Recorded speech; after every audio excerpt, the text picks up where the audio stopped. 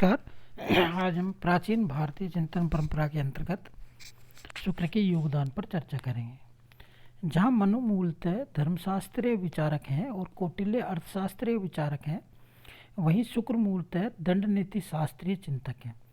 और शुक्र की यही विशेषता प्राचीन भारतीय राजनीतिक चिंतन में उनके विशिष्ट स्थान और महत्व की ओर संकेत करती है।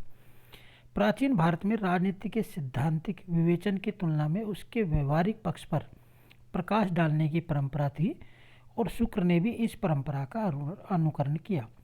उन्होंने राजपद, मंत्रिपरिषद, प्रशासन तंत्र, राष्ट्र, कोष व परराष्ट्र संबंध, न्यायिक प्रक्रिया आदि विषयों पर व्यवहारिक दृष्टि से गंभीर चिंतन प्रस्तुत किया।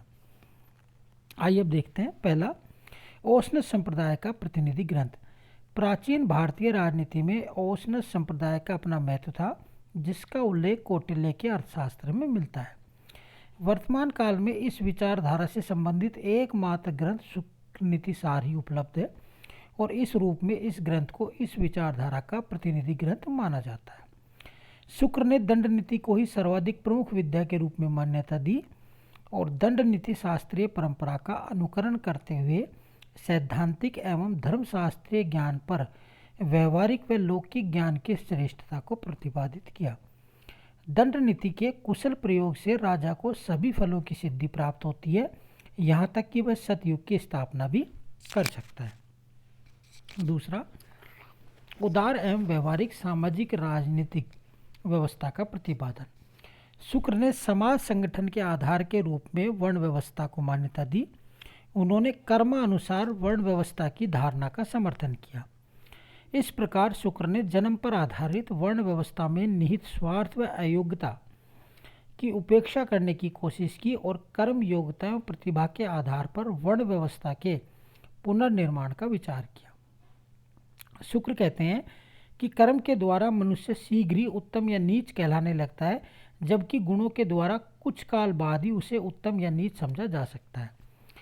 शुक्र ने जातियों की उत्पत्ति के बारे में वर्णों की संकरता के सिद्धांत के उल्लेख के साथ ही इस मत का भी प्रतिपादन किया कि विभिन्न विद्याओं व कलाओं को आजीविका का साधन अपनाने के अनुसार उनके नाम के आधार पर भी जातियों का निर्माण होता है। शुक्र ने सामाजिक जीवन में सदाचार के शाश्वत नियमों का कठोर समर्थन नहीं किया है और किसी प्रदेश में प्रचलित ऐसे लोकाचार को भी उचित माना है जो धर्मशास्त्रीय सदाचार के नियमों से भिन्न हो। वर्ण एवं जाति का महत्व विवाह व भोजन जैसे सामुदायिक जीवन में होता है। राष्ट्र प्रशासन जैसे सार्वजनिक व राजनीतिक कार्य में वर्ण व जाति की तुलना में कर्म, शील व गुण पर आधारित योग्यता व विशेषज्ञता का ही महत्व होता है। अतः राष्ट्र प्रशासन में अधिकारियों व भृत्यों की नियुक्ति में मुख्यतः व्यक्ति के कर्म, शील व गुण को ही आधार बनाया जाना चाहिए। तीसरा है राज्य का सावयव सिद्धांत। शुक्र ने प्राचीन भारतीय परंपरा का अनुकरण करते हुए ही सप्तांक राज्य की धारणा को स्वीकारा है। शुक्र की विशेषता यह है कि उन्होंने इस परंपरागत धारणा का विकास किया और स्पष्ट रूप से राज्य को एक सावयव की उपमा दी। उन्होंने राज्य के सातों अंगों, प्रकृतियों की तुलना मानव शरीर के अंगों से करते हुए राजा सिर, मंत्री नेत्र, मित्र कर्ण, कोष मुख, बल मन, दुर्ग भुजा तथा राष्ट्र पैर की तरह संबंधित कार्यों को करते हैं। राज्य जैसी अमूर्त व मानसिक रचना को स्पष्ट करने की दृष्टि से शुक्र का यह विवरण महत्वपूर्ण है। चौथा है राज्यों का वर्गीकरण।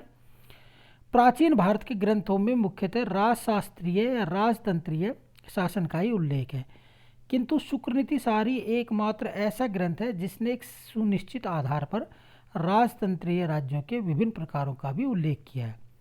शुक्र ने 1 लाख कर्ष वार्षिक राजस्व वाले राज्य से लेकर 50 करोड़ कर्ष के अधिक वार्षिक राजस्व वाले राज्यों के निम्नलिखित 8 प्रकार बताए हैं, जैसे सामंत, मांडलिक, राजा, महाराजा, स्वराट, सम्राट, विराट तथा सारंभो।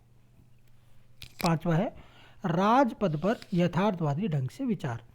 शुक्र ने मनु की तरह ही राजा को नरदेव या ईश्वर नहीं माना है, अपितु उन्होंने राजपद के बारे में यथार्थवादी ढंग से विचार करते हुए अनेक प्रकार की अवधारणा को प्रस्तुत किया।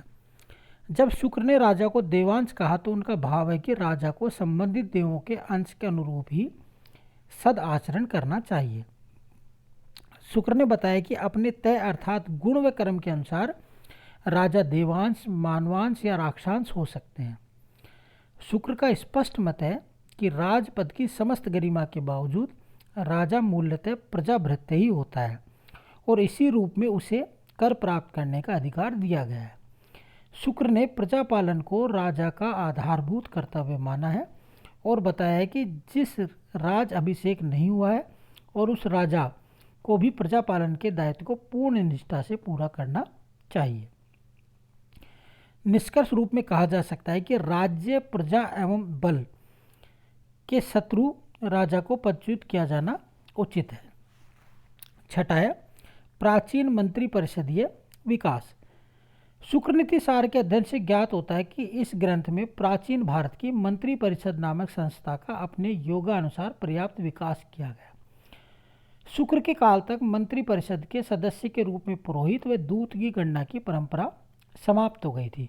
शुक्र ने इस परंपरा की पुनः स्थापना करते हुए दोनों की गणना मंत्री परिषद में की है। शुक्र ने मंत्री परिषद की सदस्यता के लिए ब्राह्मण वर्ण को प्राथमिकता दी और उसके अभाव में अन्य द्विज वर्णों तथा इसके अभाव में योग्य शूद्र को भी मंत्री परिषद का सदस्य बनाए जाने की बात कही। अल्तेकर का मत है कि शुक्र ने शूद्र को भी मंत्री परिषद का सदस्य बनाया जाना स्वीकार किया है, विशेषकर सेना के सर्वोच्च अधिकारी के रूप में। तीसरा है शुक्र नीति सारी एकमात्र ऐसा ग्रंथ है जिसने स्पष्ट रूप से मंत्रियों के वरीयता क्रम, उनके वेतन के अंतर, उनके कार्यकाल आदि को प्रकट किया है। शुक्र ने सर्वप्रथम मंत्री परिषद की विभागीय पद्धति, मंत्रियों के विभाग परिवर्तन, मंत्रालयों के संगठन आदि को प्रकट किया है। शुक्र ने मंत्री परिषद की सुनिश्चित एवं लिखित कार्य प्रणाली का भी स्पष्ट उल्लेख किया है और यह भी बताया कि जब किसी कारण से राजा मंत्री परिषद की बैठक की अध्यक्षता करने में असमर्थ हो तो इसकी अध्यक्षता प्रतिनिधि नामक मंत्री को करनी चाहिए। अल्तेकर का अनुमान है कि युवराज को ही प्रतिनिधि बनाने की परंपरा थी। नेक्स्ट है कोष, अर्थव्यवस्था व प्रजाहितकारी राज्य। शुक्र ने कोष संग्रह व कराधान के बारे में मनु की परंपरा का अनुकरण किया, किंतु इसके साथ ही शुक्र ने राजकोष के अंग के रूप में विभिन्न उपकोषों का भी उल्लेख किया है। शुक्र ने आदर्श कोष या कोष संग्रह की मात्रा पर विचार करते हुए बताया है कि कोष इतना संपन्न होना चाहिए कि अर्थदंड, भाग तथा शुल्क की प्राप्ति नहीं होने पर भी यह लगातार 20 वर्ष तक प्रजा व सेना की रक्षा में समर्थ हो। यह उल्लेखनीय है कि काल सापेक्ष आदर्श कोष की धारणा का उल्लेख केवल शुक्र ने ही किया है। राजा को कोष संग्रह की व्यवस्था इस प्रकार करनी चाहिए कि आय के उपरोक्त तीनों प्रमुख स्रोतों की दृष्टि से विपरीत स्थिति होने पर भी राजा शत्रुओं से राज्य की रक्षा तथा प्रजापालन के दायित्वों को भली भांति निभा सके। शुक्र एकमात्र ऐसे राजशास्त्री हैं जिन्होंने राज्य की आय एवं व्यय की वार्षिक योजना का उल्लेख किया है। परिपूर्णानंद वर्मा का मत है कि अर्थशास्त्र प्राचीन शिलालेखों या अभिलेखों से राज्य के बजट के बारे में कोई जानकारी नहीं मिलती। केवल शुक्र नीति सार के इस विवरण से ही राज्य का बजट का अनुमान लगाया जाना संभव है। शुक्र ने सामंत नामक शासक के संदर्भ में व्यय की मदों व इन मदों का व्यय होने वाली राशि का उल्लेख किया है। मनु, कौटिल्य आदि आचार्यों की तुलना में शुक्र का व्यय विवरण अधिक स्पष्ट, निश्चित व नियमबद्ध है। अल्तेकर कहते हैं कि शुक्र ने सामाजिक, सांस्कृतिक तथा राष्ट्र निर्माण के कार्यों के लिए राज्य की आय का पर्याप्त भाग निर्धारित किया था और आय की यह राशि सत्र, चिकित्सालय, मंदिर, विद्यालय आदि पर व्यय की जाती थी। 8वां विकसित प्रशासनिक व्यवस्था का विवरण। शुक्र नीति सार की प्रशासनिक व्यवस्था मनुस्मृति की तुलना में पर्याप्त जटिल एवं विकसित है और इसके कुछ अंश कौटिल्य अर्थशास्त्र की तुलना में श्रेष्ठ हैं। शुक्र ने संपूर्ण राष्ट्रीय प्रशासन को 20 भागों में बांटा है और प्रशासन के लिखित कार्यालय पद्धति का उल्लेख किया है। प्रशासन में सूचनाओं के आदान प्रदान का महत्व स्वीकार करते हुए शुक्र ने राजा को निर्देश दिया है कि उसे ऐसी व्यवस्था करनी चाहिए कि वह प्रतिदिन 100 कोस दूर तक के प्रदेशों की सूचनाओं से अवगत हो सके। इसके साथ ही शुक्र ने राजभृत्यों की आचार संहिता का उल्लेख किया है, जिसमें उन्होंने राजा व प्रजा के प्रति राजभृत्यों के उत्तरदायित्व को महत्वपूर्ण स्थान दिया है। शुक्र ने राजभृत्यों के वेतन के प्रसंग में न्यूनतम एवं अधिकतम वेतन के सिद्धांत को प्रकट किया है। उन्होंने समान पद पर कार्य करने वाले कर्मचारियों की कार्य क्षमता में अंतर होने पर उनके वेतन में भी उचित अंतर रखे जाने का निर्देश किया है। इसके अलावा शुक्र ने राजभृत्यों की सेवा अवधि, पदोन्नति, पदोन्नति, प्रशिक्षण, गणवेश आदि के नियमों का भी उल्लेख किया है। शुक्र ने प्रशासन की इस कार्मिक व्यवस्था के अंतर्गत कुछ ऐसी व्यवस्थाओं का उल्लेख किया है जो आधुनिक प्रशासनिक व्यवस्था के पर्याप्त निकट प्रतीत होती है। उन्होंने सामान्य विश्राम, अवकाश, स्वास्थ्य अवकाश, पेंशन सहित सेवानिवृत्ति, पारिवारिक पेंशन, क्षतिपूर्ति की व्यवस्था के साथ ही भविष्य निधि व बोनस की व्यवस्था का भी उल्लेख किया है। नेक्स्ट है न्याय प्रशासन का श्रेष्ठ विवरण। यद्यपि शुक्र ने न्याय प्रशासन में धर्मशास्त्रीय परंपरा का अनुकरण किया है, किंतु इसके साथ ही उन्होंने न्याय प्रशासन में कुछ ऐसे तथ्यों का भी उल्लेख किया है जिसका उल्लेख प्राय किसी एक ही ग्रंथ में नहीं पाया जाता। शुक्र ने सभा या न्याय सभा के सभ्यों सभासदों के लिए ब्राह्मण वर्ण की अनिवार्यता को स्वीकार नहीं किया है, अपितु उन्होंने इस वर्ण को प्राथमिकता देने के साथ ही सभ्य सभी जातियों से वर्ण बनाए जाने चाहिए।